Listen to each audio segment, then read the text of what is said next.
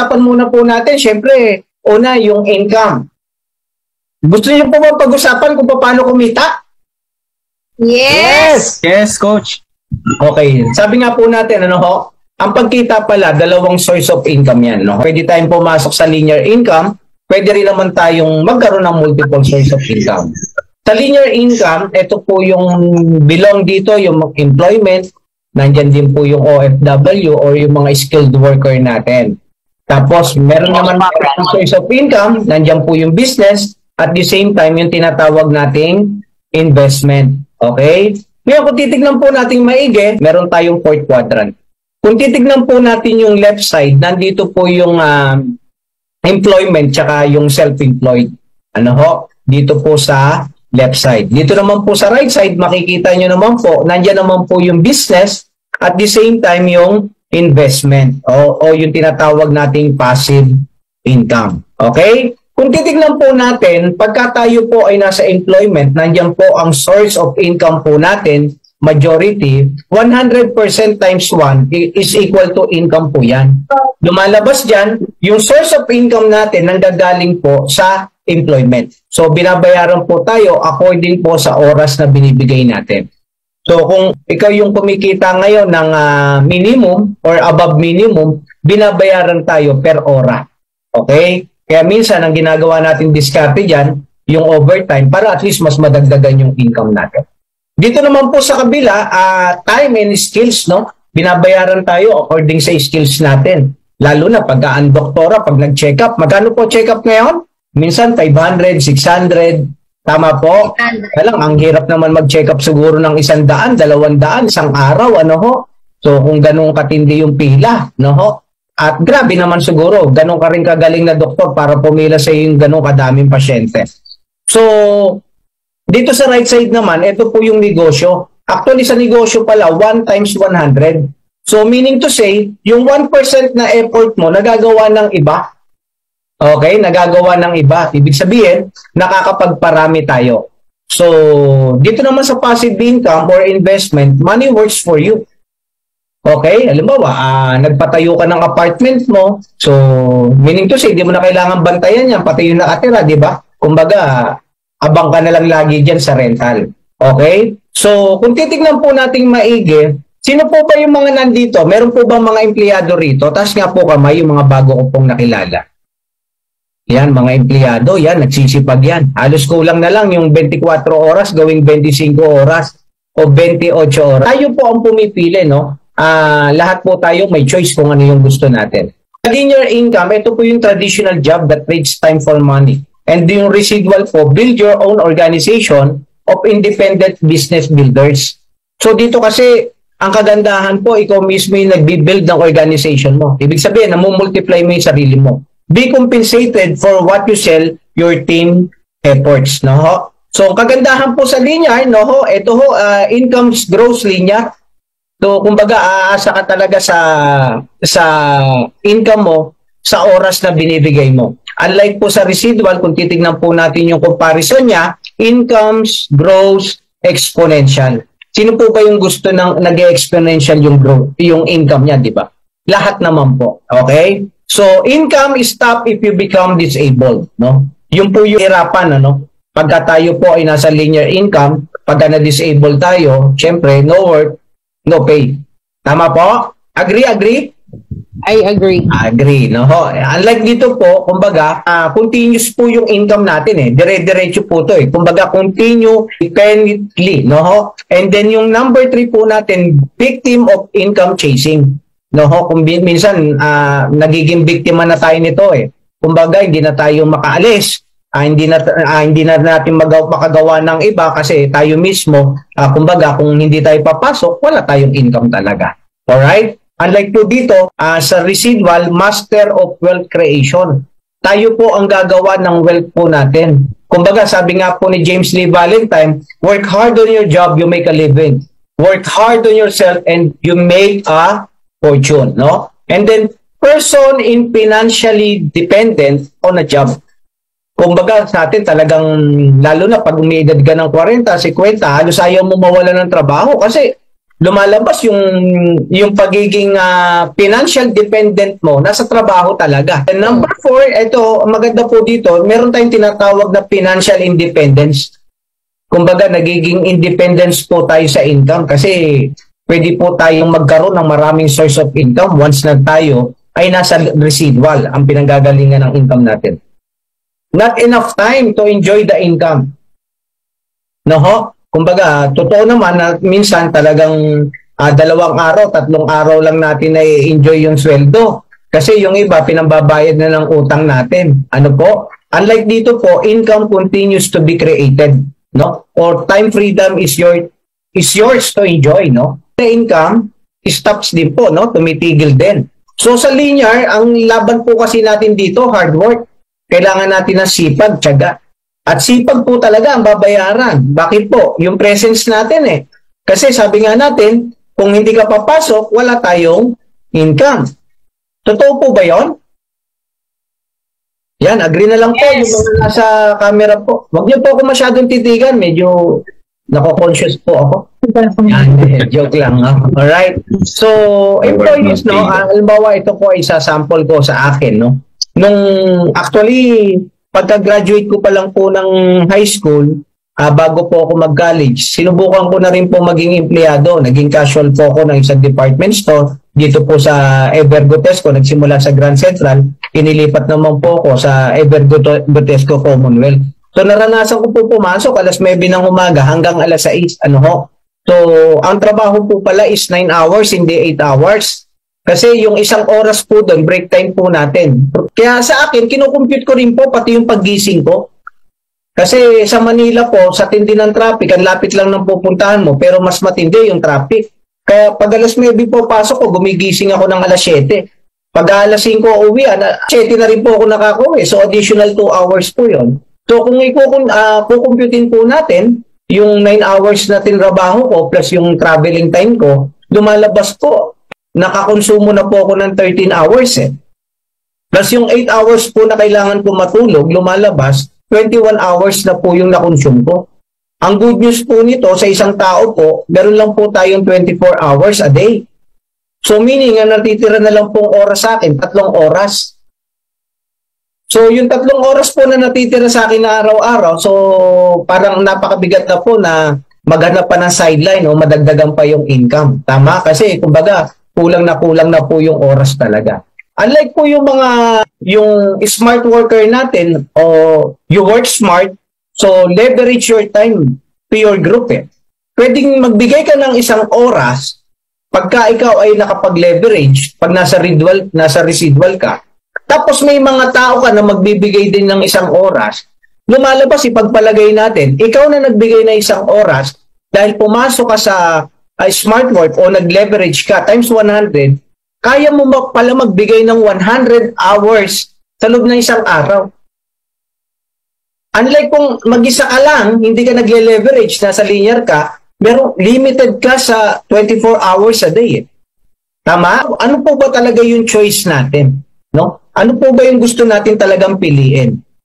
So, nasa sa atin na po yun. Kung tayo po ba ay mag-i-stay or mag-i-stick forever sa linear, o eto na po ba yung pagkakataon na pwede nating, why not pagsabayin ko yung linear ko at gawin ko naman magkaroon ako ng residual. And I'm hoping na 100% of our first-timer today na hindi pa nakikita yung F2N, maring iniisip po, bakit hindi ako mag-residual? Pag-aralan nating maigi.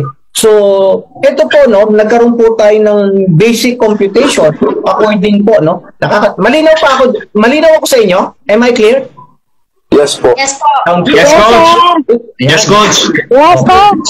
Alright. So, kung titignan po natin to sa isang binata po na kumikita po ng 15,000 na per month, tumutuloy sa kanyang magulang, ang natitira sa kanya sa buwanan is 4,860. So maganda pa, may natitira sa kanyang 4,860 kasi tumutuloy siya sa kanyang magulang. Basic salary nang hindi po tumutuloy sa magulang, so meaning kumikita ng 20,000 tapos ito na lang po natitira sa kanya kung nagre-rental ka rito, lalo na especially dito sa Manila. Unless meron kang gusto mo makipagsiksikan talaga na bench paper ka lang, mas mapapababa yung rental mo. So, ang laking advantage din, no? Na pag may tinutuluyan ka pang magulang. Pero ito naman po yung sweldo na kumikita ng 30,000 a month na merong isang pamilya, no? May asawa ka, may anak ka. Kung titignan po natin yung computation, mula sa motor allowance mo, transportation allowance mo, yung SSS mo, PhilHealth mo, rental mo, water bill mo, internet mo, insurance mo, ang natitira na lang 175. Ito po ay sinurvey po ng pangalan nito ni Sherry Neri, no? Siya po yung nag-survey nito, isa po siyang napakagaling na accountant. So, pinag-aralan niya po yung article na to from 15K, 20K, 30K. Kung ano nga ba ang nararating ng kita natin. Agree po ba kayo? Yes, Coach. Oo, agree. Kaya sa atin, talagang sobrang higpit ng sinturon. Kaya lang nagugulat ako sa Pinoy. Kahit nag-higpit ng sinturon, lumalaki pa rin yung bewang, no?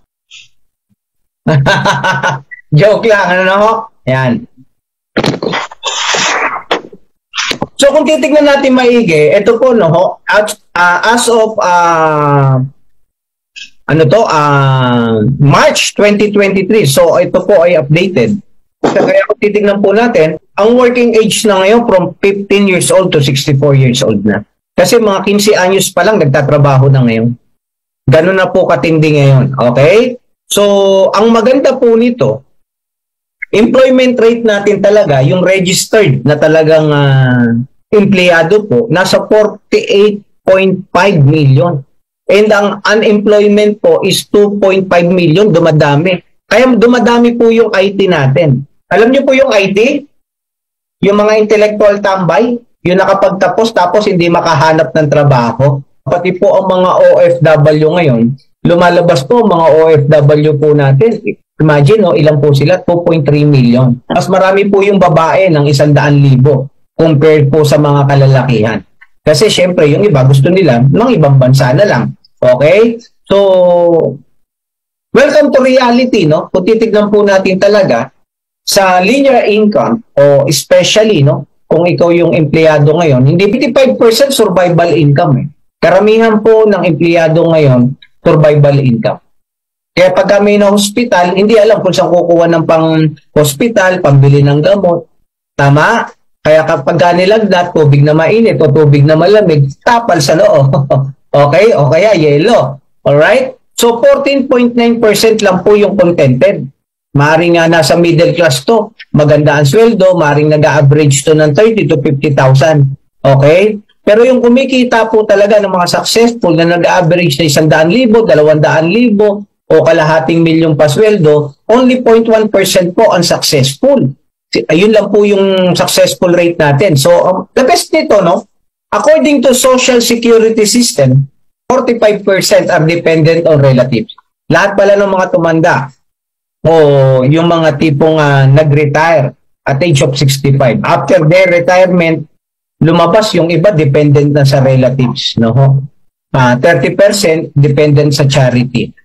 23% is still working. Tatrabaho pa rin kasi walang source of income. Eh.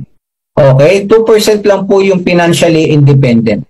Out of 2%, 75 are financially independent because they own a business. No? Nagnegosyo sila. Kaya meron pa rin po silang source of income. So, ito po yung pinaka-sad reality na pagka hindi tayo gumawa ng pagkakataon na mapunta sa residual income o magdagdag ng residual income, ito yung pwede nating kahantungan later on. Okay? Yan. So, the billionaire's top secret. Gusto nyo po bang malaman kung ano yung sikreto ng mayayaman? Kasi pinag-usapan natin din kung paano naghihirap ang isang Pinoy na kung saan naniniwala ko lahat ng Pilipino matalino eh. True or false? True eh. True. Kaya lang, na mali lang yung mindset. Pero kung titignan natin, ano po pa ang mga ginagawa ng mga bilyonaryo? Tignan po natin yung top secret nila. Kilala niyo po ito? Actually, si Henry C. po, kung titignan po natin, pinanganak po siya ng December 25, 1924. Namatay po siya noong January 19, 2019. Maganda po nito, nagsimula po siya sa SM. Okay, pero nung nag-start po siya magnegosyo, alam niyo po ba kung kailan nag-start magnegosyo si Henry C? At age of 12. At age of 12 po, nagninegosyo na si Henry C. Nagsimula po siya maglinis ng sapatos, gumawa ng sapatos, hanggang sa pinangarap niya na magkaroon ng sarili niyang shoe mart. At yung shoe mart po, no, kung makikita niyo po, nung time na binuksan niya sa Binondo, hindi po ganun kaganda. Wala lang po tayong old picture. Later on, papakita ko po yung old picture po ng shoe mart. Pero pinalaki niya ng pinalaki yun. Kasi ang sabi ni Henry C., for every kilometer, gusto ko nakikita ko yung negosyo ko. Kaya yung SM dumami. Actually, ang SM po, sa buong mundo po ngayon, lumalabas nasa 90. 83 po, nandito po sa Pilipinas. 7 po doon, nasa China. At ang good news dyan, hindi lang SM ang pinarami niya. Pati BDO. No? Kanya rin po yan. China Bank, yung Save More, okay, SMDC, hypermarket, ang dami niya pong negosyo. Kung papansinin po natin, kaya sila lumalaki kasi nagle-leverage sila, nagpaparami sila. Tignan po ako natin to. Kakilala niyo po si Tony Tan? Si Tony Tan po, nagsimula po ito, Jollibee. Pero bago po lumabas ang Jollibee, Jolly lang po ito. Ice cream lang po ito dati sa Cubao. Okay, hanggang sa kanya, ang nagkaroon siya ng sistema, ang kinopya niya, McDo. So yung Jollibee, imagine niyo gaano karami ngayon. Kasi kung ang Jollibee ngayon, nasa Cubao lang, sa tingin niyo, kikita kaya ng ganong kalaki si Tony Tan? No. Kaya kumikita ng ganong kalaki si Tony Tan kasi pinarami niya yung negosyo niya. Mula sa isa, naging 1,500 branches na po yan. Okay? In 17 countries. 1,186 branch nandito po sa Pilipinas. Ang good news po niya, nagkaroon po ng Mang Inasal. Actually, dati niyang kalaban ng Mang Inasal. Pero ano ginawa niya? Binili niya ang Mang Inasal. Okay? Tapos dati ang Greenwich, hindi sa kanya. Ngayon, sa kanya na rin po ang Greenwich. Tapos meron din po siyang Red Ribbon. So meaning to say, kung titignan po natin yung mga pattern ng mga naging bilyonaryo o bilyonaryo ngayon, kung titignan mo, nagpaparami sila lagi nagpaparami ng mga sources of income nila. So, maganda pa ho niyan, kakilala niyo po ito, KFC, no? Yan, napakasarap ng chicken yan. Actually, ang favorite ko dyan, yung pares naman, yung dalawa, yung spicy tsaka yung ordinary. Alam niyo po, kung titignan niyo po ang istorya ni Colonel Sanders, no?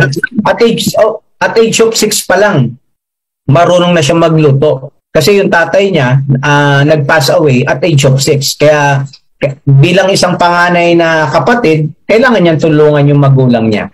Kung titignan po natin, nag-franchise po ang KFC, no? Nagsimula siya at age of 62. At age of 62. Alam niyo ho ba, bago nabuksan ng KFC, o bago magkaroon ng KFC, 1,009 times po siyang na-reject. Okay, 1,009 times siyang na-reject. Ang good news po nito, yung 1,010, doon pa lang po may bumili ng chicken niya. Sabi nga, was rejected 1,009 times, yet he didn't quit. No? Ito, baka kakilala nito, si Ray Kroc. No? Si Ray Kroc, siya po yung may-ari ng McDo. Actually, ang branches po worldwide ngayon ng McDo is 40,275. Imagine, 40,275. Ganun kadami. No? Ang branch po ng McDo. So, dito po sa Pilipinas, meron po tayong 700 branches nationwide. So, kung titignan po natin, talagang isa lang ang ginagawa nila. Nagmumultiply talaga sila. Pinararami talaga nila yung sarili nila, no? So, ang maganda po nito, yung may-ari po ng Mercury Drug, ito po si Mariano Cue. So, lumalabas po, 1,200 stores nationwide. Dami, no? Meron pa po tayo, ito. Si Maria Socorro Cancio Ramos. Ito naman po, 200 branches po ang kanyang National Bookstore. Alam niyo ho ba, ang National Bookstore ay 3 beses nasunog nung nag-start siya. Nung unang start niya po ng National Bookstore, ano po yun, nasunog yun, pero hindi po naging dahilan yun para mag-quit siya. Ang good news pa noon, nung binuksan niya uli yung National Bookstore niya uli, nasunog uli. So, bangon uli siya. Ang maganda nito, pang third time nasunog uli. Pero tignan nyo, Ang isang tao, basta alam niya kung saan siya papunta at alam niya doon siya magiging successful, dahil hindi siya tumigil. Ngayon, no, napaka-successful po, no? Isa sa bilyonaryo na nandito po sa Pilipinas, na ito po, National Bookstore ngayon, ano? Ito, maganda. Si Alfredo Yao. Alam niyo ho ba si Alfredo Yao, nung time na, nung bata siya, at age of 14 or 16, takatak vendor po yan. Okay, alam niyo yung takatak vendor, yung nagbebenta lang ng sigarilyo, candy, ganon. Okay. Hanggang sa lahat ng hinalo kanyang jeep, hinalo kanyang bus, naghahanap ng juice. Baka meron kang palamig dyan, no? Palamig na maiinom kasi syempre mainit sa kalsada eh. Kaya ang ginawa niya, nagtimpla siya ng juice, nilagay niya sa plastic, nilagyan niya ng straw, para sa lahat ng mga suki niya, pinibigyan niya na ng juice. Kaya lang sabi niya, matagal to, mabagal to. Ano ginawa niya? Di ba? Nung nakaipon-ipon siya ng konti, hanggang sa maisipan niya, magkaroon ng sesto. From takatak vendor, ngayon, no, imagine siya na po yung may-ari ng sesto. Siya rin po yung may-ari ng PBB, Philippine Business Bank. Kahit po ang RC siya. Tama? Okay, sample pa ho tayo. Ayan, no?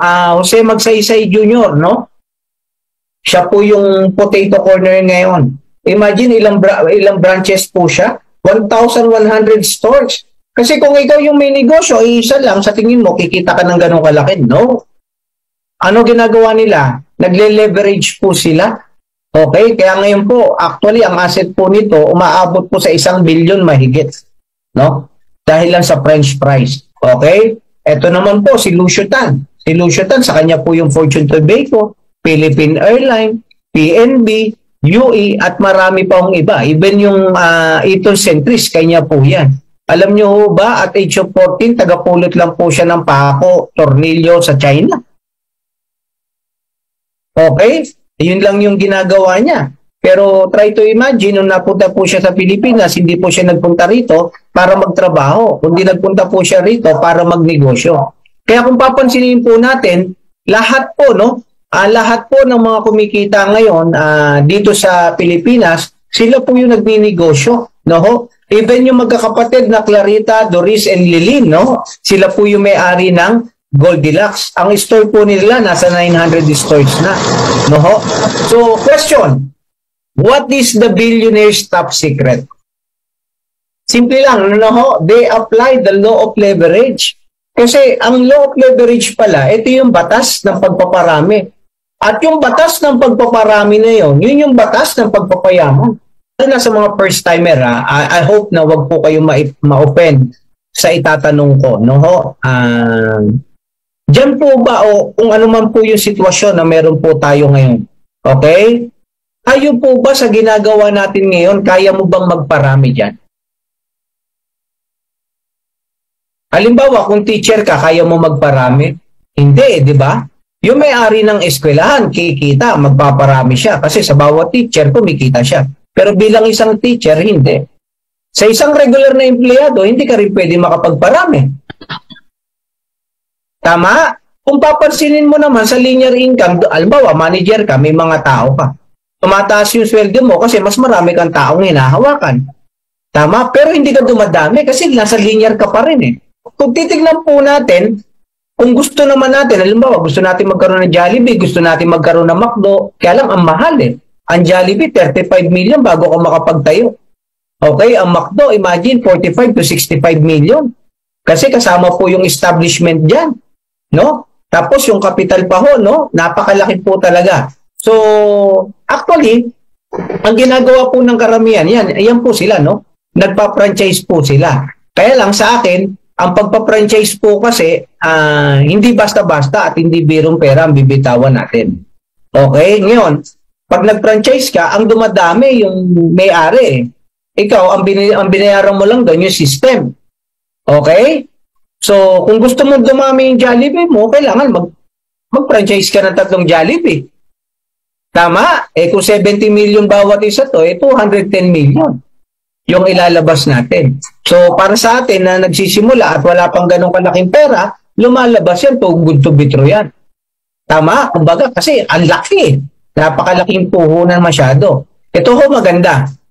What if I will tell you right now na pag ginawa mo tong negosyo na to, itong pag-uusapan natin, kaya mo pala mag-franchise at kaya mo mag-leverage sa pamamagitan ng people's franchise.